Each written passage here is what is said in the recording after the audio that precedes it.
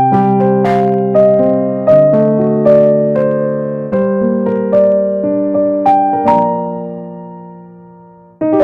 kidney stone report se जीवन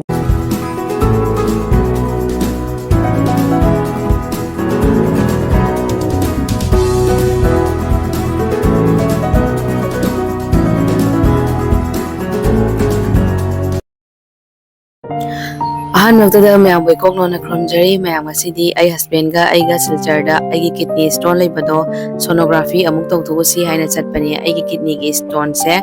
2023 dagi leirakpani aina angang mirolingai da khangakpani aise kidney da nung leire haiba ado ngasi se amuk sonography tawba chatle akhoi yum manakta Nobel Care haina laiye aduga sonography tawre tha amagi mamang da tawbane tha ama phadri mane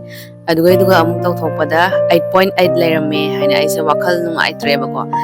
wakhal se nungaitre aduduna amuk chatlaga tawthurasi haina ngasi amuk ai husband ga aiga lakpane bako ado hidak pudi ai hana dagi 2023 dagi adum hidak charga lae bako ado ngasi bawba nung se taba kawba leite adaidi nung se ai nung se hengat pasu hengat te bako adum 6.6 dagi 6.6 adum leijay bako ado Nobel Care di yengobada 8.8 ni haina haire bako adoido lan budi lalam gani haina khalle bako ado ngasi se silchar da devascan da amu sonography tawba chatline aduga asengba result do khangani bako ado devascan mafam jawre ado hujik ai husband ga aiga changani aduga mingi salamani bako ado moina mingi salamba kana moina pung ama muk ngayo hai bako ising thakna khona pung ama muk leire aduga isarak tuga ai husband gi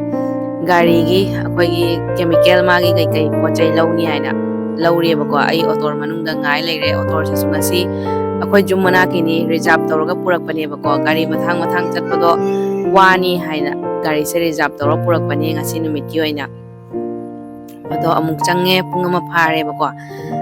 aduga ising thakna leire adaidi report laga amuk myam da haijarake ngaro maitai ai sena da bajani ai khatani ai ron ko hairone sitta bai wani nang ni ola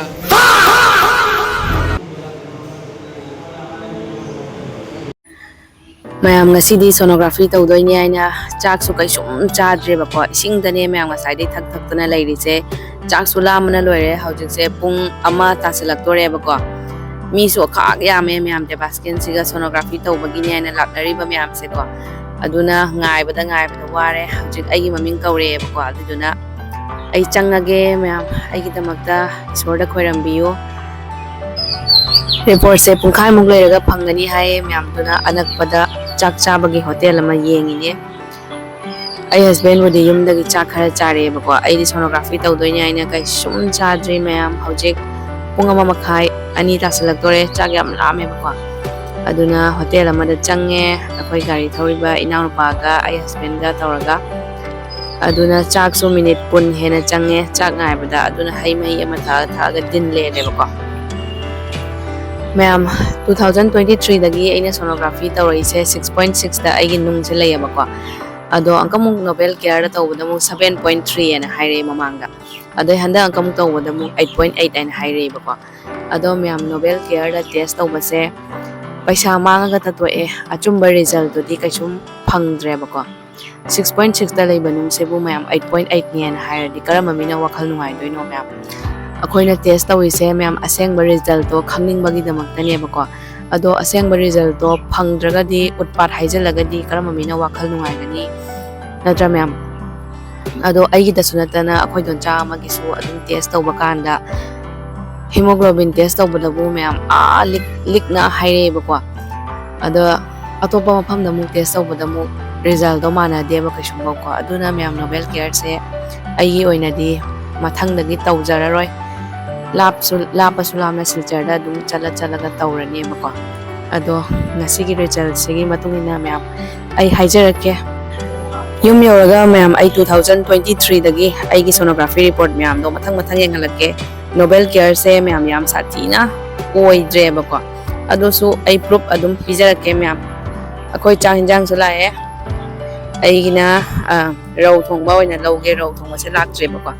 ꯑꯗꯣ ꯁꯤꯒ ꯑꯩ ꯍꯁꯕꯦꯟꯒ ꯑꯗꯩ ꯑꯩꯈꯣꯏ ꯗ꯭ꯔꯥꯏꯚꯔꯒꯗꯨꯗꯤ ꯆꯥꯛ ꯆꯥꯅꯤꯡꯗꯦ ꯄꯨꯂꯥꯎ ꯑꯣꯏꯅ ꯆꯥꯒꯦꯅ ꯄꯨꯂꯥꯎ ꯑꯣꯏꯅ ꯆꯥꯈ꯭ꯔꯦ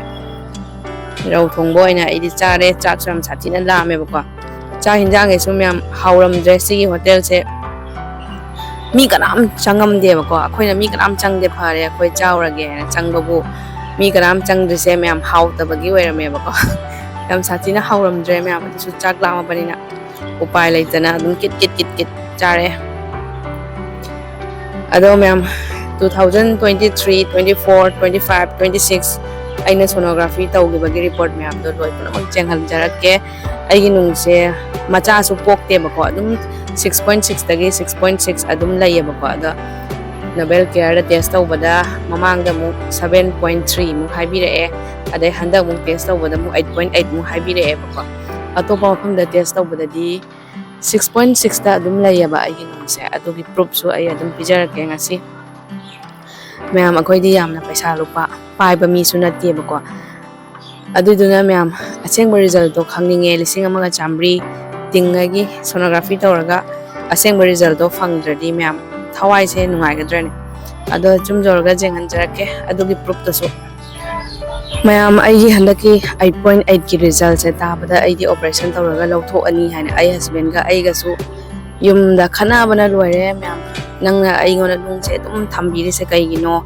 ꯑꯩꯁꯦ ꯑꯃꯨꯛ ꯀꯤꯗꯅꯤꯗ ꯀꯦꯟꯁꯔ ꯑꯣꯏꯔꯗꯤ ꯅꯪ ꯅꯨꯡꯉꯥꯏꯒꯗ꯭ꯔꯥ ꯀꯥꯏꯅ ꯑꯩ ꯍꯁꯕꯦꯟꯒ ꯑꯩꯒ ꯈꯟꯅꯕꯗ ꯂꯣꯏꯔꯦꯕꯀꯣ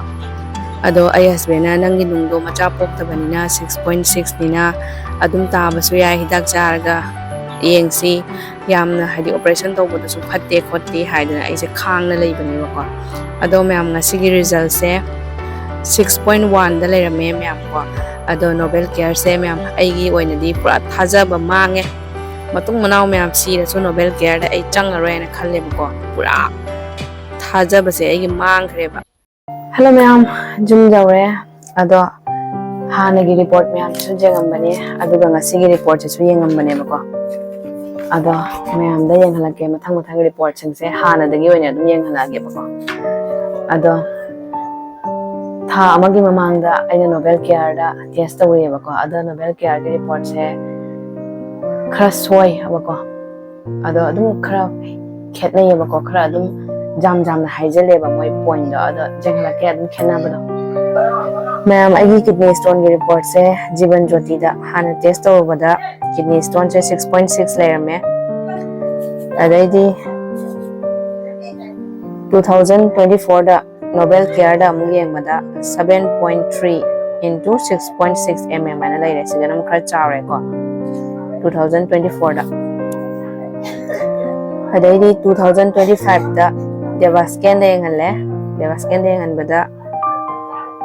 6.6 mm ꯂꯩꯔꯦ ꯖꯤꯕꯟ ꯖꯣꯇꯤꯒ ꯃꯥꯟꯅꯔꯦꯀꯣ ꯑꯗꯩꯗꯤ ꯑꯃꯨꯛ ꯅꯣꯕꯦꯜ ꯀꯦꯌꯔꯗ 2026ꯗ ꯌꯦꯡꯍꯜꯂꯦ ꯍꯟꯗꯛ ꯌꯦꯡꯍꯜꯂꯦꯀꯣ ꯑꯦꯄ꯭ꯔꯤꯜꯗ ꯑꯗꯩꯗꯤ siga kya layramme 8.8 mm layre ko siga Nobel care dana adum hena adum high ba ko 8.8 haire adaidi devasken da ngasi yengalle ko ngasi 2026 da yengalle date 9 da yengalle adaidi kidney stone se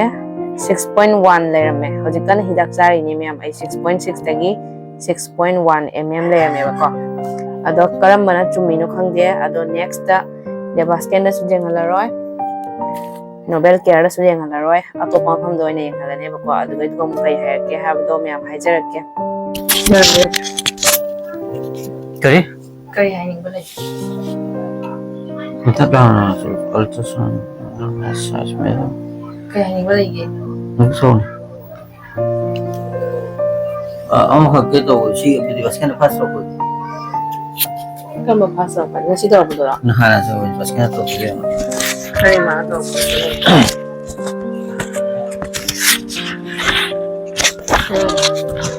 Sira baskan to. 2023 gi Eh? Kaya ka ba daga ang hakito to.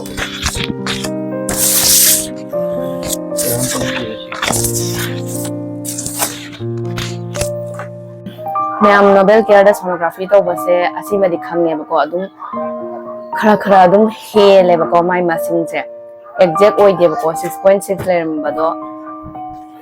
8.8 ꯀ ꯍꯥꯏꯖꯤꯟꯕꯒꯨꯝꯕ ꯑꯗꯨꯃꯥꯏꯅ ꯑꯗꯨꯝ ꯈꯔꯗꯤ ꯑꯗꯨꯝ ꯈꯦꯠꯅꯩꯌꯦꯕꯀꯣ novel ꯀꯦꯌꯔꯗ ꯇꯧꯕꯁꯦ ꯁꯤ ꯍꯥꯏꯅꯤꯡꯉꯦ ꯃꯌꯥꯝ ꯑꯩ ꯍꯧꯖꯤꯛ ꯍꯤꯗꯥꯛ ꯀꯟꯅ ꯆꯥꯔꯤꯌꯦꯕꯀꯣ ꯑꯗꯨꯗꯨꯅꯁꯨ 6.6ꯗ ꯂꯩꯔꯝꯕꯗꯣ 6.1ꯗ ꯇꯥꯔꯝꯕꯁꯨ ꯌꯥꯏꯑꯕꯀꯣ ꯑꯗꯣ ꯈꯔꯅꯤ ꯂꯩꯔꯒ ꯑꯃꯨꯛ ꯗꯦꯕꯥꯁꯀꯦꯟꯗꯁꯨ ꯇꯧꯔꯔꯣꯏ ꯅꯣꯕꯦꯜ ꯀꯦꯌꯔꯗꯁꯨ ꯇꯧꯔꯔꯣꯏ ꯑꯇꯣꯞꯄ ꯃꯐꯝꯗ ꯑꯣꯏꯅ ꯇꯧꯒꯦꯕꯀꯣ ꯑꯗꯨꯒ ꯑꯃꯨꯛ ꯀꯩ ꯍꯥꯏꯔꯛꯀꯦ ꯍꯥꯏꯕꯗꯣ ꯃꯌꯥꯝꯗ ꯑꯗꯨꯝ ꯈꯪꯃꯤꯟꯅꯔꯁꯦ